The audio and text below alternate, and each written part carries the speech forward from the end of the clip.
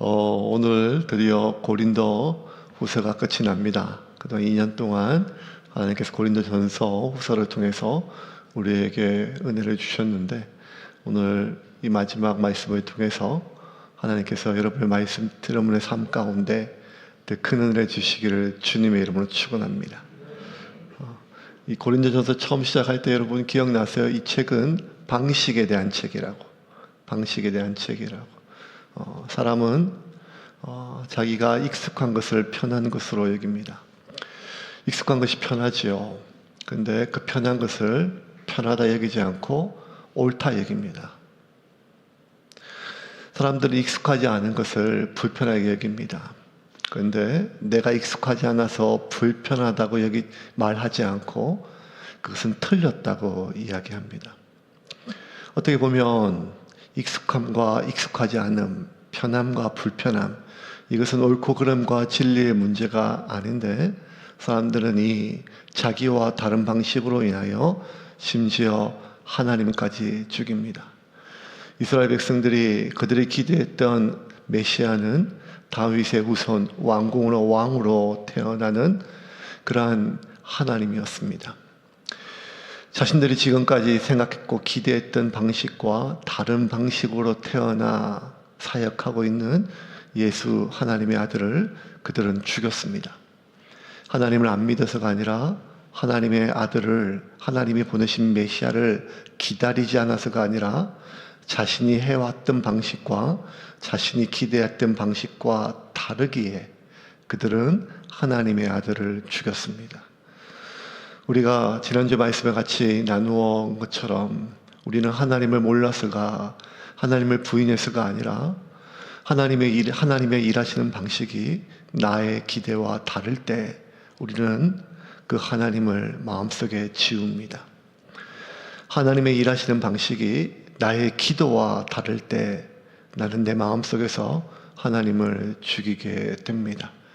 그러므로 방식이 다르다는 말은 방식이 다르다는 이 상황은 결코 가벼운 상황이 아닙니다.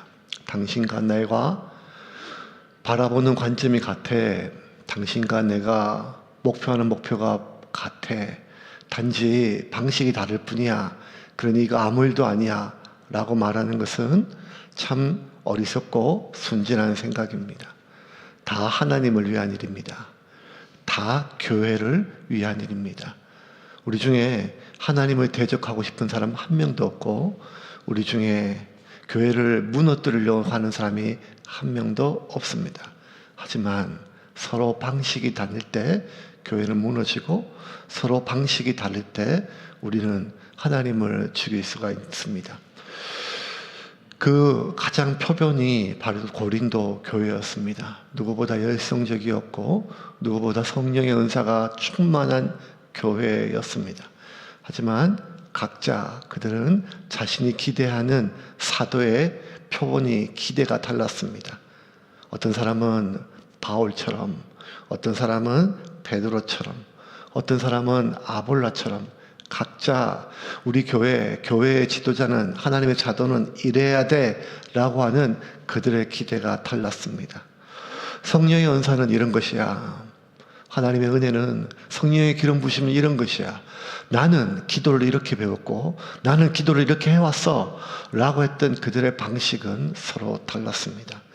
그들은 자신과 다른 방식의 사람들이 불편했습니다. 자신과 다른 방식으로 일하는 스타일을 힘들어했습니다. 그러면 그 힘든 것을 서로 조종하고 맞춰가기보다는 분당지었습니다. 나는 옳고 너는 그러다. 그 분당과 그리고 나눔이, 분쟁이 고린도 교회의 마지막 끝까지 갔었죠. 그에 대한 바울의 마지막 결론과 해결책은 사랑이었습니다. 네가 맞고 네가 틀려. 너의 방식이 좀 더 성경적이고 너의 방식은 관습적이야. 이렇게 하지 않았습니다.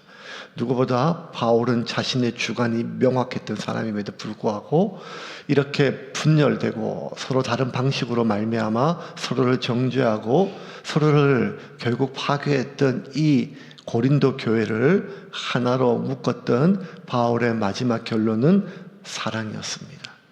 사랑은 오래 참고, 사랑은 온유하며, 사랑은 모든 것을 참으며, 사랑은 모든 것을 믿으며, 사랑은 모든 것을 견디느니라. 그렇게 고린도전서를 보내고 또 고린도후서의 오늘 편지의 마지막, 어쩌면 바울이 고린도 교회에 보내는 마지막 최종적 결론이 오늘 이 13장의 마지막 마무리겠죠. 바울은 오늘 이 본문을 통해서 세 가지를 점검하라고 우리에게 이야기합니다. 바울이 첫 번째 우리에게 점검할 것은 무엇인가 하면 하나님의 기다리심과 하나님의 용납하심을 서로 혼동하지 말라는 것입니다. 하나님은 기다리시는 것이지 하나님은 용납하시는 것이 아니라는 것입니다. 바울은 능력의 사도였지요. 이적의 사도였습니다. 그리고 사랑의 사도였습니다. 우리가 흔히 알기로 다메섹 이전과 다메섹 이후에 대해서 바울의 삶이 급격하게 바뀐 것처럼 보이지만 아니요. 바울의 삶의 태도는 늘 동일했습니다. 그는 자신이 옳다고 하는 방향을 위해서 죽을 때까지 뒤돌아보지 않고 달려가는 사람이었습니다. 다메섹 이전과 다메섹 이후에는 예수님에 대한 견해가 바뀐 것이지 하나님을 향한 그의 열심과 열정은 여전히 동일하였습니다. 다메섹 이전에서도 바울은 여전히 하나님을 위하여 자신의 목숨조차 버릴 수 있는 사람이었습니다. 다메섹 이전에 바울은 하나님의 의를 추구하던 사람입니다. 옳고 그름이 중요하였습니다. 하나님의 의, 하나님의 옳고 그름은 이 율법에 비추어서 명확하게 옳고 그름, 죄인과 의인이 구분되었고 하나님의 율법을 준행하는 사람은 의인이었고 율법을 따르지 않는 사람은 악인이었습니다. 그러므로 다메섹 이전의 바울의 삶의 가장 중요한 가치는 공의였습니다. 그 공의가 중요했기 때문에 바울은 그의 마음속에 분노가 늘 가득 찼습니다. 의롭지 못한 사람을 보면 분노가 났습니다. 하나님의 말씀대로 살아가지 못하는 사람, 그 모든 것들에 대한 분노가 가득했죠. 바울의 가장 큰 분노는 어디를 향했는가 하면 감히 하나님을 향하여 모독하는, 자기가 하나님의 아들이라 하고 하나님의 성전을 허물면 3일 만에 자기가 지키겠다고 하는 하나님을 모욕하는 그 예수와 예수를 따르는 무리들에 대한 분노는 바울이 견딜 수가 없었습니다. 그 예수와 예수를 따르는 무리를 이 지구상에, 이 땅 위에 단 한 명이라도 남아있다면 자기가 쉬지 않기를 결심하였습니다.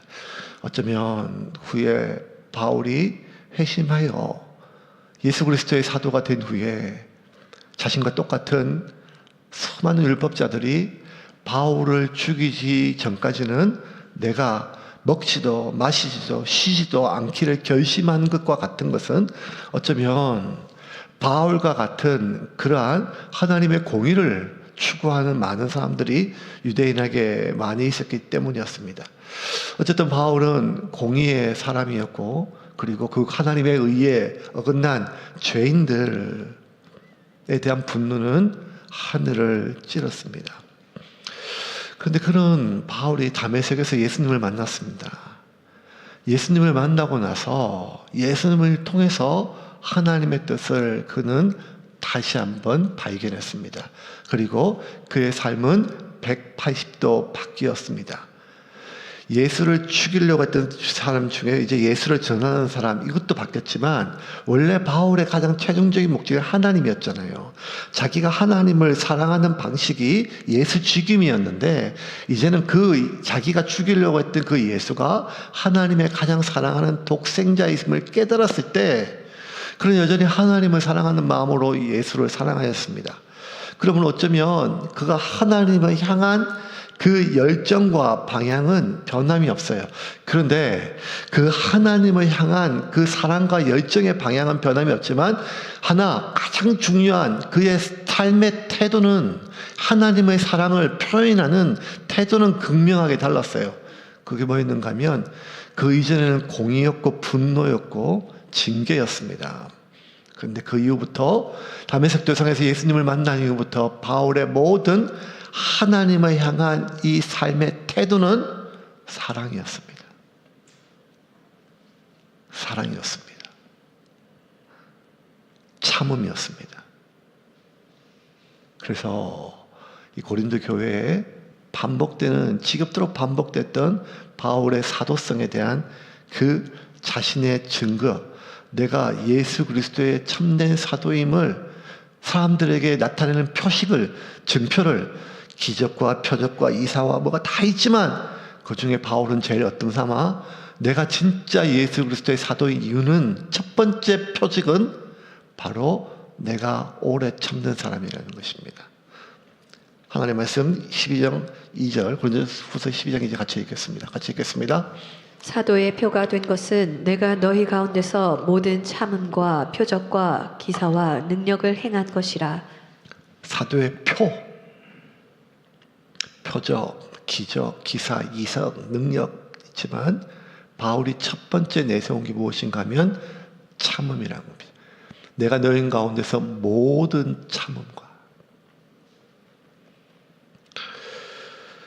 그래서 바울에게 있어서 이 사랑은 하나의 인격의 태도가 아니라 그리스도인의 어떤 삶의 방향으로서 하나님의 사역자로서 그의 가장 중요한 자질, 말씀을 가르치고 교훈하고 훈육하고 양육하고 기도하고 목양하는 이 모든 것들 중에 바로 참음을 가장 우선으로 두었죠.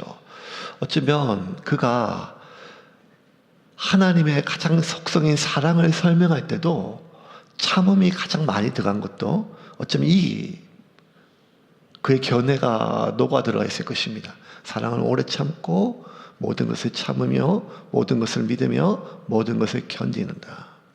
실제 바울은 다메섹 도상 이후로 그가 마지막 순교하기 전까지 그의 삶의 대부분은 참음이었습니다. 끝까지 참음이었습니다. 그런데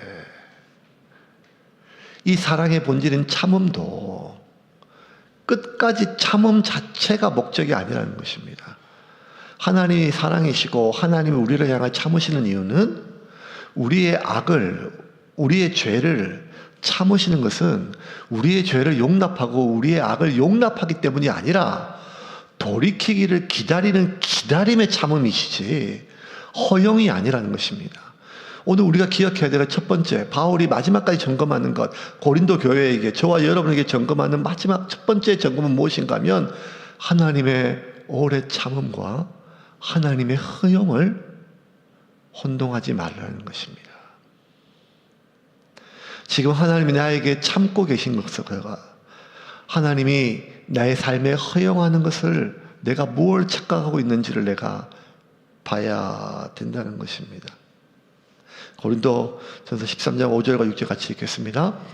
무례히 행하지 아니하며 자기의 유익을 구하지 아니하며 성내지 아니하며 악한 것을 생각하지 아니하며 불의를 기뻐하지 아니하며 진리와 함께 기뻐하고.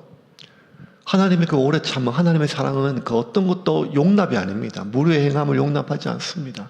자기 유익을 구하는 것 용납하지 않습니다. 성내는 것, 악한 것, 불의 다 하나님은 모든 것 하나 허용하지 않습니다. 단지 참으십니다. 왜? 돌이키기를 기다리시는 것이죠. 그래서 바울이 고린도 교회에 보내는 편지의 마무리는 위로와 격려로 용기로 마무리하지 않고 사랑의 사도였고 오래 참음의 대명사였던 바울이 보내는 마지막 교훈은 용서하지 않음에 대한 경고입니다. 오늘 2절 같이 읽겠습니다. 내가 이미 말하였거니와 지금 떠나 있으나 두 번째 대면하였을 때와 같이 전에 죄 지은 자들과 그 남은 모든 사람에게 미리 말하노니 내가 다시 가면 용서하지 아니하리라.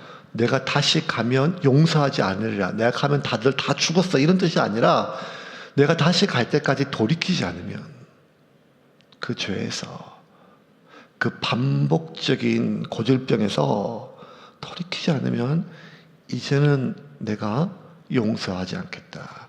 용납하지 않겠다는 것입니다.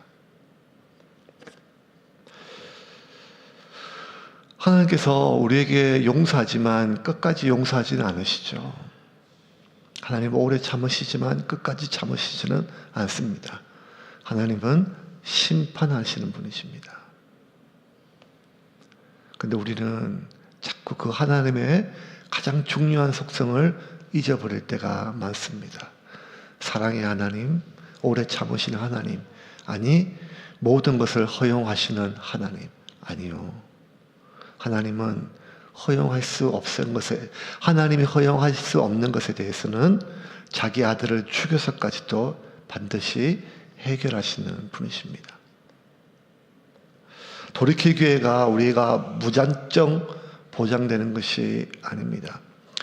기독교가 AD 313년 밀라노 칙령에 의해서 로마의 국교로 채택되었습니다. 이제 로마 제국제가 전 세계 모든 나라가 기독교가 국교였어요. 그것을 한 것이 콘스탄틴 대제였어요. 콘스탄틴 대제. 콘스탄틴 황제였습니다. 로마에. 그런데 여러분, 이 콘스탄틴이요, 죽을 때까지 영세를 안 받았어요. 왜?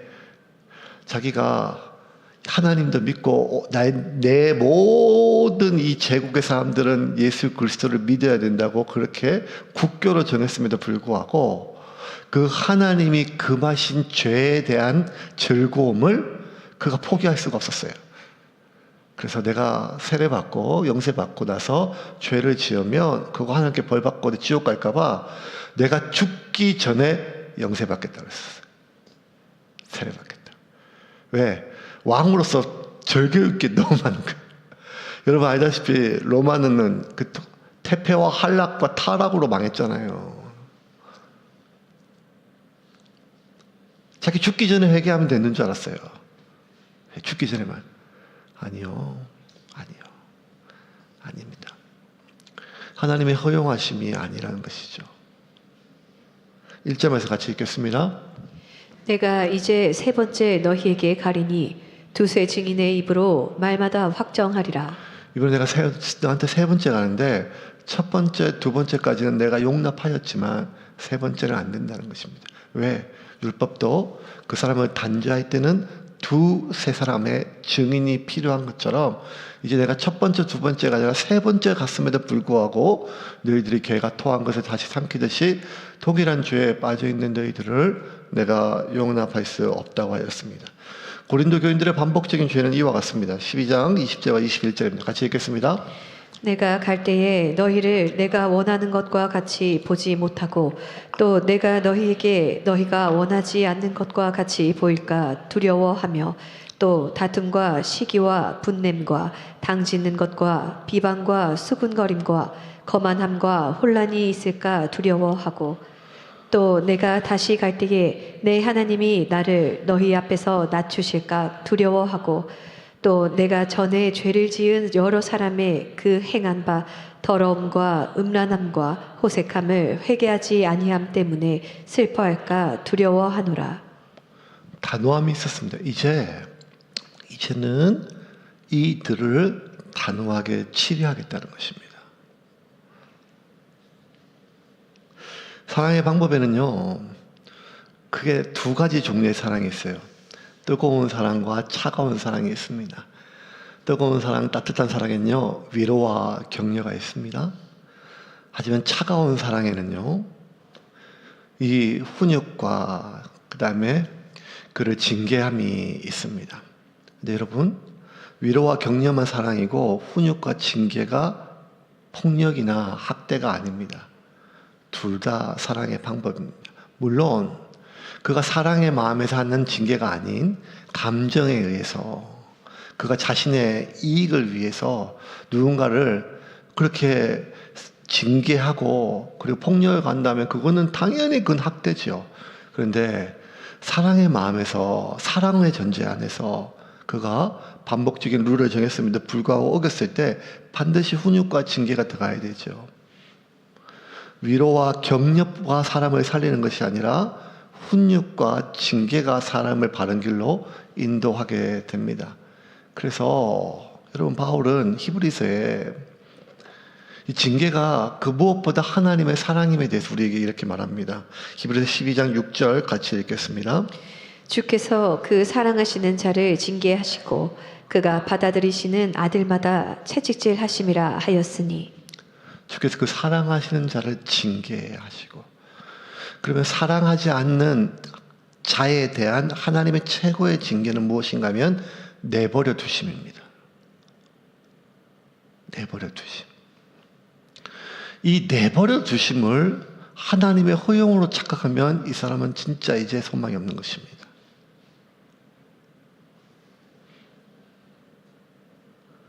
돌이키지 않을 때는 위로와 격려와 사랑의 방법이 아니라 오히려 그의 타락으로 가는 영양제가 됩니다. 그래서 2절 메시지 성경 다시 한번 읽겠습니다. 두 번째 방문에서 나는 예전과 똑같이 죄짓기를 되풀이하는 자들에게 내가 다시 가면 그냥 넘어가지 않겠다고 경고한 적이 있습니다. 이제 나는 세 번째 방문을 준비하면서 멀리 있지만 거듭 경고합니다. 내가 그곳에 갈 때까지 옛 습관을 바꾸지 않는다면 조심해야 할 것입니다.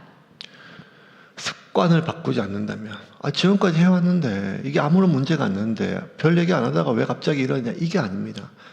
그거는 허용 때문이 아니라 돌이키기를 기다린 것이죠.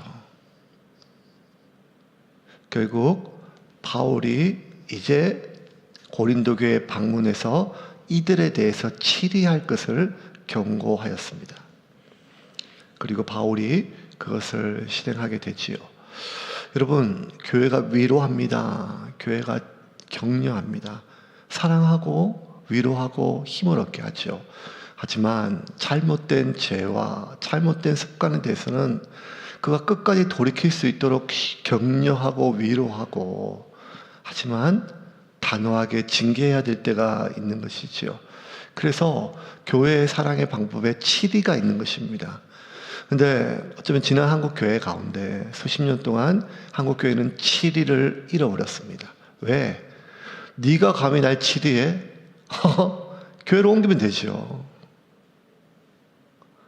굳이 치리받는 교회에 내가 있을 필요가 뭐가 있겠습니까? 아니, 치리 이런 걸 끝나서 내가 원하지 않아도 이제는 충분히 한국교회 안에서는 교회는 하나님이 내게 주신 소명의 장소가 아니라 어쩌면 그 설교가 내가 마음에 들든지 자녀 교육이 마음에 들든지 여러 가지 상황이 맞든지 어떻게 취사 선택할 수 있는 어쩌면 기독교 서비스업으로 격하게 표현한다면 그렇게 전락한 지 오래 되었고, 우리 역시 어쩌면 교회를 선택할 때 그렇게 선택하는 경우가 꽤 많거든요.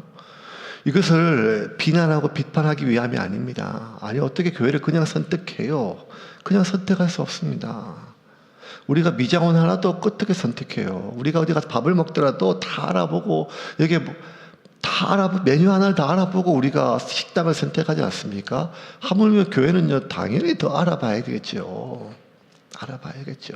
근데 그 알아보는 기준이, 여러분들은 이미 꽤 오래전부터 한국교회 전통 안에 있었던 신앙이 있었잖아요. 지역을 옮기면 감리교회는 감리교 교단을 찾았어요.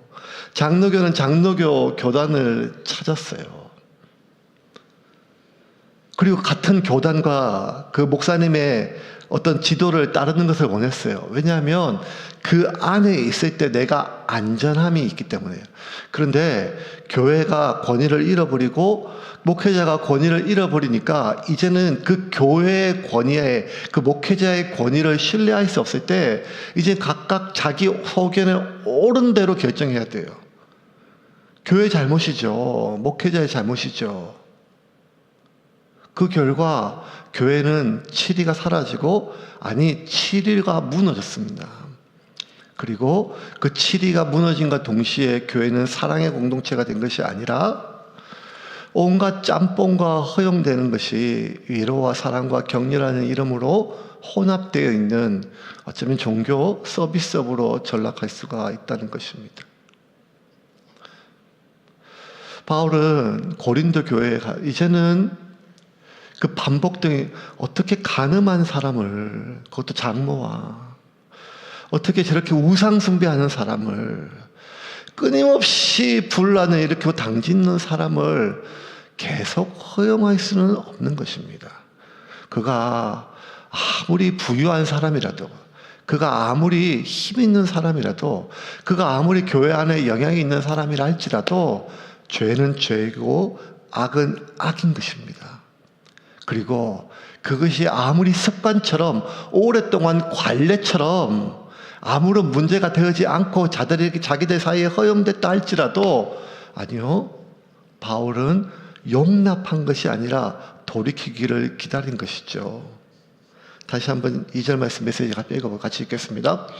두 번째 방문에서 나는 예전과 똑같이 죄짓기를 되풀이하는 자들에게 내가 다시 가면 그냥 넘어가지 않겠다고 경고한 적이 있습니다. 이제 나는 세 번째 방문을 준비하면서 멀리 있지만 거듭 경고합니다. 내가 그곳에 갈 때까지 옛 습관을 바꾸지 않는다면 조심해야 할 것입니다. 바울은 단호했습니다. 왜냐하면 이 단호함이 없으면 죄는 끊어지지 않습니다. 죄가 왜 안 끊어지는가 하면 바울이 첫 번째 경고를 그들이 무시했기 때문이 아닙니다. 바울이 두 번째 경고들 그들이 그냥 안 들었기 때문이 아닙니다. 그때마다 마음이 뚫렸죠. 바울의 말을 무시할 수가 없습니다. 바울의 첫 번째 편지는요, 굉장히 그들 앞에 떨림이 됐고 두려움이 됐었습니다. 화가 날 정도로. 근데 여러분, 죄는 그래서 이제 내가 끊어야겠다. 이제 이거 그만해야겠다. 이제 내가 이 짓거리 여기서 멈춰야겠다. 이러지 않으면 큰일 나겠다. 이런 마음으로 끊어지는 것이 아닙니다. 죄는요, 우리의 표면에 묻어 있는 게 아니라 내 뼛속에, 내 영혼 속에 서며 있기 때문에 이거는 피 흘리기까지 싸우지 않으면 우리 이미 내 안에 중독되어져 있는 이 습관처럼 되어 있는 내게 허용된, 내가 수년 동안 허용된, 회개했지만 개가 토한 것을 다시 삼키듯이 여전히 끊어지지 않는 죄는 이미 내 영혼 속에 각인되어 있기 때문에 피 흘리기까지 싸우지 않으면 이 죄는 끊어질 수가 없다는 거예요. 그래서 바울은 명확하게 이야기합니다. 히브리서 12장 4절부터 6절까지 같이 읽겠습니다. 너희가 죄와 싸우되 아직 피 흘리기까지는 대항하지 아니하고 또 아들들에게 권하는 것 같이 너희에게 권면하신 말씀도 잊었도다. 일러스되 내 아들아 주의 징계하심을 경히 여기지 말며 그에게 꾸지람을 받을 때에 낙심하지 말라. 주께서 그 사랑하시는 자를 징계하시고 그가 받아들이시는 아들마다 채찍질 하심이라 하였. 그러므로 바울이 하는 마지막 징계는 바울의 마지막 사랑의 표현이었습니다. 그러므로 바울이 고린도 교회에 보내는 편지의 마지막을 첫 번째 그들이 점검해야 될 것, 하나님의 오래 참음을 하나님의 허용하심으로 착각하지 말고 점검하라. 하나님은 끝까지 참으시는 분이 아니라 하나님은 반드시 심판하시는 하나님을 기억하고 죄와 싸우되 피 흘기까지 싸우기를 노력하라는 것입니다. 그러할 때만 우리 삶 가운데 습관처럼 녹아져 있는 이 죄는 끊어질 수 있다는 것입니다. 두 번째, 바울은 끊임없이 자신의 영적 신선도에 대해서 점검하라고 얘기를 합니다. 5절과 6절 같이 읽겠습니다. 너희는 믿음 안에 있는가 너희 자신을 시험하고 너희 자신을 확증하라. 예수 그리스도께서 너희 안에 계신 줄을 너희가 스스로 알지 못하느냐. 그렇지 않으면 너희는 버림받은 자니라. 우리가 버림받은 자 되지 아니한 것을 너희가 알기를 내가 바라고. 영적 선도가 굉장히 중요합니다. 우리나라 서해 바다에 옛날부터 우리 한민족이 즐겨 먹는 생선이 있어요. 잡히는 거. 그게 조기입니다. 조기. 말리면 굴비가 되죠. 보리굴비 뭐 이런 거 쪄서 먹으면 맛있잖아요. 그는 옛날부터 원래 우리 바다, 서해 바다에 많이 났어요. 조기.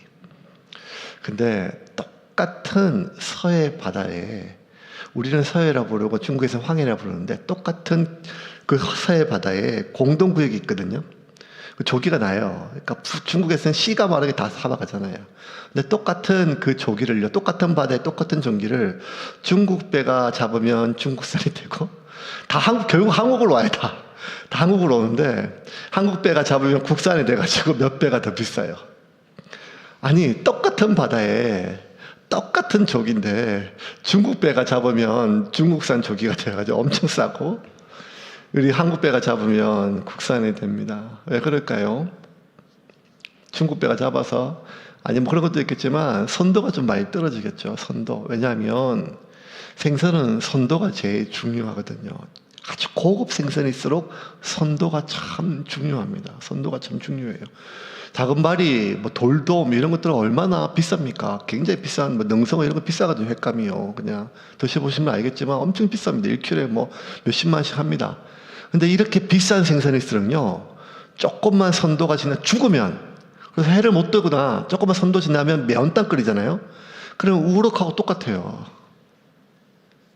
싼 생선은요, 선도가 좀 끊어져도 어차피 다 매운탕 끓이니까 냉장고에 하루 이틀 뭐 상관이 없어요. 그런데 이 고급 최고급 생선은요, 살아있어야 되고 살아있어도 팔딱팔딱 뛰어야 됩니다. 그래야 제값이 떨어지지, 선도가 조금만 떨어지면 가격이 절반 줄어든 게 아니라 그냥 수십 배 떨어져 가지고 일반 고등어하고 똑같아지게 되지요. 생선도 이렇게 선도가 중요하다면 여러분, 하나님의 자녀인 우리의 영적 선도가 얼마나 중요하겠습니까? 영적 선도. 우리의 영적 신선도는 뭐가 결정할까요? 비타민이요? 아니면 아로나민 골드? 뭐가 우리의 영적 신선도를 결정할까요? 그것은 우리 안에 계신 예수 그리스도입니다. 우리 안에 계신 예수 그리스도가, 내 안에 계신 예수 그리스도가 나를 얼마나, 나를 몇 %나 다스리고 계신지, 내가 내 안에 계신 그 주님과 하루 중에 얼마의 시간을 교제하는지, 내가 내 안에 계신 예수님께 내 삶을 얼마나 맡겨드렸는지, 내 안에 계신 예수님이 내 삶을 얼마나 다스리는지, 그 퍼센테이지가 내 영적 선도 아니겠습니까? 그런데 나는 하나님의 자녀이고 나는 그리스도인이라고 하면서도 내가 내 삶에 예수 그리스도가 나를 다스리지 못하고 그 퍼센테이지가 겨우 1%나 0.5%에 불과한다면 나는 영적 선도가 썩기 직전인 거죠. 무늬만 그리스도인이지 나의 영적 선도는 썩기 직전 아니겠습니까? 5절 6절 다시 한번 읽어볼까요? 같이 읽겠습니다. 여러분 자신을 스스로 점검해 보십시오. 여러분은 자신이 믿음 안에서 흔들림이 없는지 스스로 확인해 보고 모든 것을 당연한 것으로 여기며 적당히 지내는 일이 없게 하십시오. 여러분 자신을 주기적으로 점검하십시오. 여러분에게 필요한 것은 예수 그리스도께서 여러분 안에 계신다는 전해 들은 이야기가 아니라 직접적인 증거입니다. 그 증거가 있는지 시험해 보십시오. 만일 그 시험에 실격했다면 방법을 강구하십시오. 세례 받으면 예수 믿으면 예수가 내 안에 있다라고 전해들은 그 얘기 말고 진짜 내 안에 예수가 있는지 나만 아는, 나는 알고 있는 그 삶을, 그 시간을 지금 살아가고 있느냐 이 말입니다. 그렇지 않으면 이 사람은 심각한 상황 속에 처해 있다는 것을 기억해야 됩니다.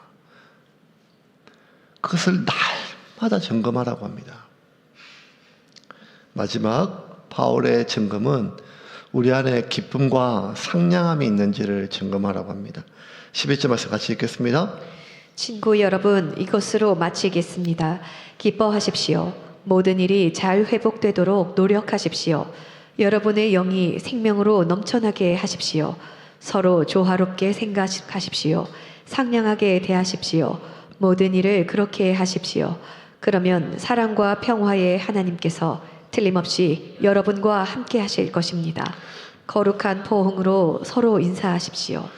여러분, 이것으로 마치겠습니다. 설교 오늘 이걸로 끝이 납니다. 기뻐하십시오. 마지막이 짧으면 다 좋은 겁니다. 모든 일이 잘 회복되도록 노력하십시오. 여러분의 영이 생명으로 넘쳐나게 하십시오. 서로 조화롭게 생각하십시오. 상냥하게 대하십시오. 모든 일을 그렇게 하십시오. 그러면 평화의 하나님께서, 사랑과 평화의 하나님께서 틀림없이 여러분과 함께 하실 것입니다. 여러분, 다른 게 대단한 일이 아니에요. 끝까지 우리가 기뻐함을 잃지 않는 거예요. 우리 기뻐함을요. 문제를 찾으려면요, 문제가 왜 없겠어요? 내 인생에, 내 가정에, 내 배우자에, 내 자식에. 여러분 한번 작정하고 여러분 얼굴에 점을 한번 세어보세요. 몸에 점을 한번 세보세요. 점을 세보면 점이 계속 보일 거예요. 흰머리를 한번 세보세요. 계속 작정하게 세보면 그것만 보이거든요. 우리가 뭔가 부족한 것, 못난 것, 잘못된 것, 그거 보려면요 끝이 없습니다. 그런데 바울이 이야기합니다. 기뻐하십시오. 그리고 상냥하십시오. 상냥하십시오. 조화를 잃지 마십시오. 바울이 고린도전서 후서에서 얘기했던 것이 얼마나 많습니까? 성령의 은사에 대해서, 부활에 대해서, 성례에 대해서, 성찬에 대해서, 구제에 대해서, 하나님의 사랑에 대해서, 기도에 대해서 얼마나 많은 중요한 하나님의 가르침이 많았어요. 그런데 바울의 모든 결론은 그거 다 까먹더라도 기쁨을 잃지 말고 서로에 대하여 상냥함을 잃지 말라는 것입니다. 왜? 우리가 망가지고 깨어지고 부서지는 것은 내가 약해서가 아니라 사탄이 끊임없이 우리를 속이고 빼앗고 죽이는데, 사탄이 틈탈 수 있는 모든 공간은 오해에서 비롯되거든요. 오해. 그 오해는 우리가 얼굴의 기쁨을 잃을 때입니다. 우리가 상냥함을 잃을 때입니다. 우리가 조화를 잃을 때입니다. 그러므로 그 교회가 평안하기 위해서는 기도가 살아있겠죠. 근데 기도만큼 중요한 것이 인사입니다. 인사만 잘해도 사탄이 틈타지를 못해요. 웃는 얼굴로 당신과 내가 사이가 지금 안전하다, 나는 여전히 당신에 대해서 호의를 품고 있다는 것을 크게 말하지 않아도 웃는 얼굴로 잘 지내셨어요? 안녕하셨어요? 손 한번 잡는 것. 그러면요 거의 오해가 다 사라져요. 그런데 뚱한 얼굴로 인사를 했는지 받았는지 안 받았는지, 자기가 아무리 바쁘고 정신없는지 뭔지 모르겠지만 그 수많은 얼굴들은 우리 안에 있는 불안을 자극하고 오해를 자극하게 되지요. 바울이 지금 고린도 교회에 마지막 부탁합니다. 기쁨을 잃지 마십시오. 상냥함을 잃지 마십시오. 아니, 점검해 보십시오. 내 얼굴에 기쁨이 떠나고 있는지, 내 표정과 말에 상냥함이 떠나고 있는지, 조화를 잃었는지. 그렇지 않다면, 만약 우리가 조화롭고 상냥함과 기쁨을 가지고 있다면 하나님이 하나님의 능력과 하나님의 평안을 우리에게 부어주신다고 바울은 말하였습니다.